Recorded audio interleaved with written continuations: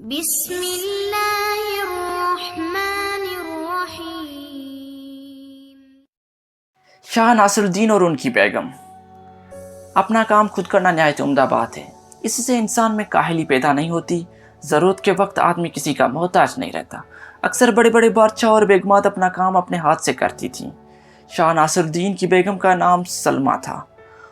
اس نیک دل بادشاہ کی یہی ایک بیگم تھی کہ یہ بادشاہ کی پھوپھی کی بیٹی تھی اور اپنے شوہر کے ساتھ کئی سال نظر بند رہ چکی تھی۔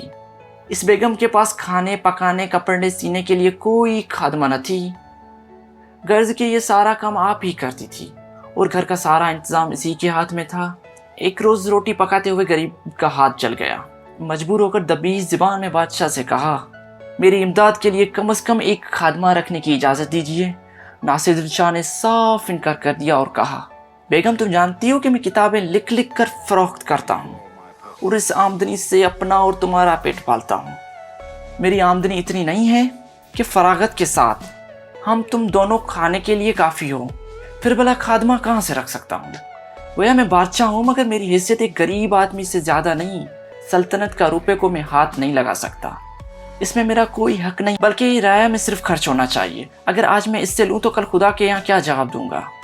ایک غریب آدمی کی بیوی کو خادمہ کی ضرورت، میری طرح تم بھی محنت کرو، اپنا کام انجام دو، خدا تمہیں اس کا اجر دے گا۔ بیگم بھی اپنے شوہر کی طرح نیک اور شریف ملکہ تھی۔ اس نے اس بات کو مان لیا اور پھر اس روز سے بادشاہ کو کبھی بھی نوکرانی کے لیے نہ کہا۔ سبحان اللہ، نیک بندے ایسے ہی ہوتے ہیں۔